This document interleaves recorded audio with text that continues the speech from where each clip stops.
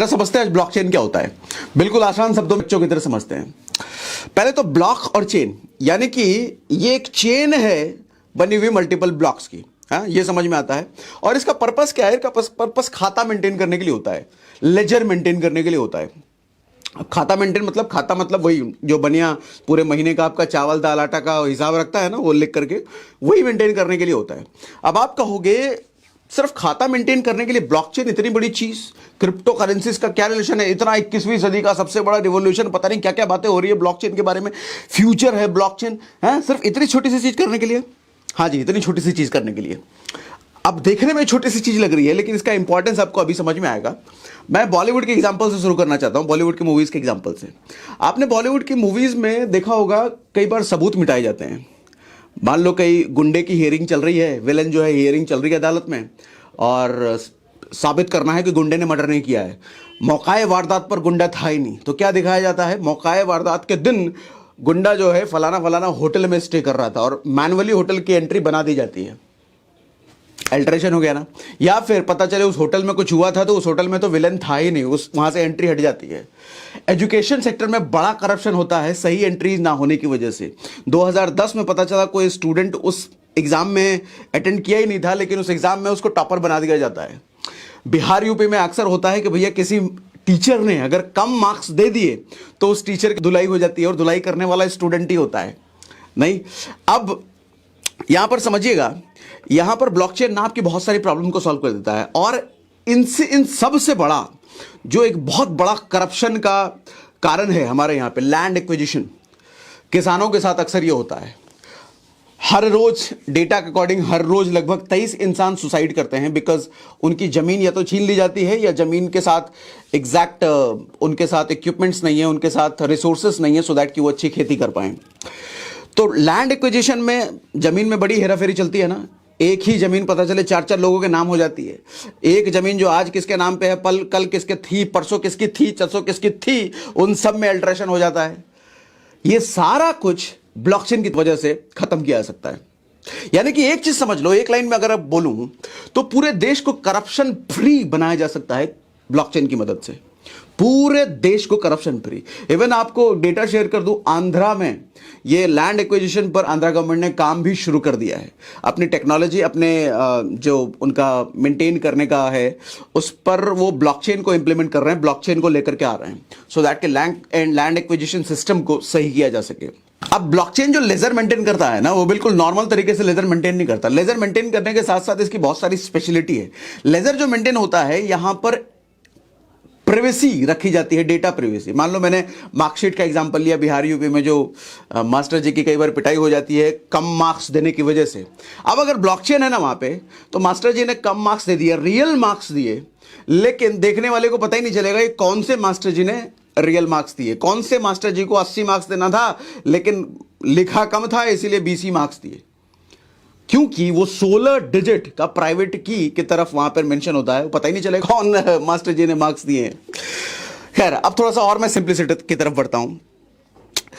बहुत सारे लोग समझते हैं कि ब्लॉकचेन और क्रिप्टो करेंसी एक ही है, और ब्लॉकचेन जो बनाया गया है ये क्रिप्टो करेंसी के लिए बनाया गया है। ऐसा बिल्कुल भी नहीं है। आप बिल्कुल ऐसा समझो कि इंटरनेट पर आप फेसबुक यूज करते हो, तो इंटरनेट की वजह से आप फेसबुक यूज कर पा रहे हो, लेकिन क्या इंटरनेट बना है फेसबुक ऑपरेट करने के लिए? नहीं ना। इंटरनेट के हजारों लाखों यूजर्स हैं, Facebook is just one of them. Facebook, email, Google mail, drive, या आप कुछ भी यूज करते हो, वो एक एक यूज केस है, वो एक यूज है इंटरनेट का। लेकिन इंटरनेट सिर्फ इसी चीज के लिए बना है? नहीं। अमेजॉन यूज करने के लिए इंटरनेट बना है? ऐसा नहीं। फ्लिपकार्ट के लिए अमेजॉन बना, ऐसा नहीं है। बुक माई शो पर टिकट बुक करने के लिए इंटरनेट बना, ऐसा नहीं। हजारों यूज केसेस हैं। सेम वे ब्लॉकचेन सिर्फ क्रिप्टो करेंसी के लिए नहीं बना है।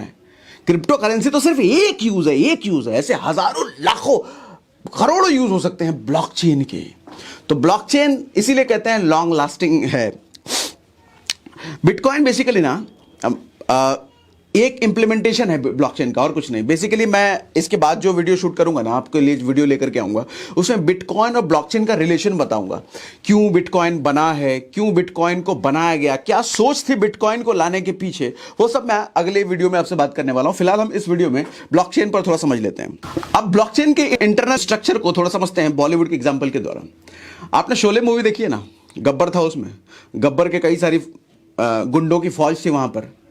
तो अब समझो ये जितने भी गुंडे थे ना, एक एक गुंडे, शांभा, कालिया और पता नहीं कौन कौन, ये सब गुंडे ब्लॉक्स हैं।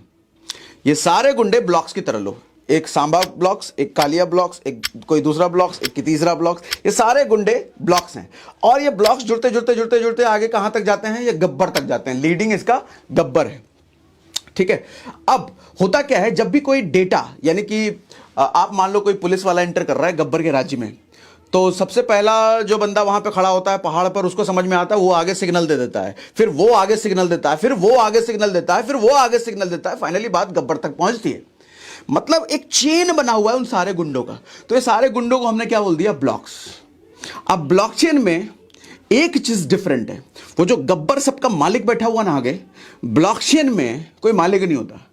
ब्लॉकचेन में हर एक ब्लॉक उतना ही इंपॉर्टेंट है जितना गब्बर इंपॉर्टेंट है। यानी कि हर एक ब्लॉक के पास, हर एक गुंडे के पास गब्बर जितनी पावर है।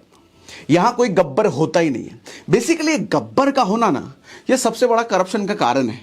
गब्बर का होना का मतलब वन मैन अथॉरिटी, यानी कि एक आदमी के हाथ में मेजर अथॉरिटी है, मेजर पावर है।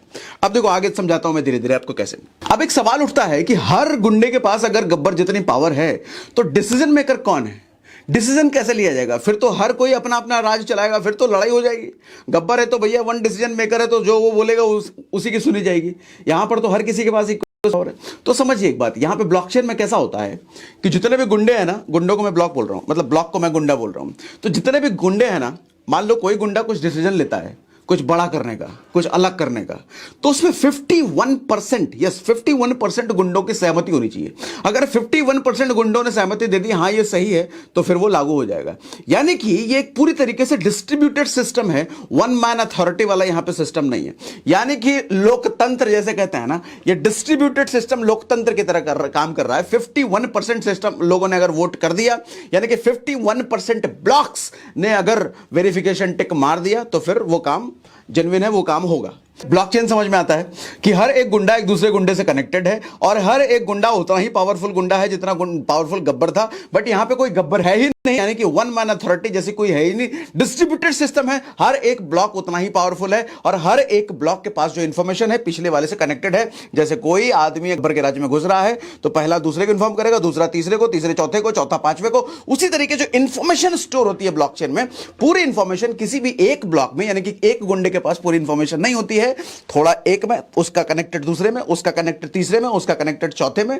यस, और कोई भी डेटा वेरीफाई करने के लिए डेटा सही है या नहीं है, 51% जो ब्लॉक्स हैं, 51% जो पीयर्स हैं, उनकी वैलिडेशन होनी चाहिए कि हाँ, तब मार्क होता है कि हाँ ये डेटा सही है। इतना समझ में आता है। अब इस कुछ टर्मिनोलॉजीज हम समझ लेते हैं।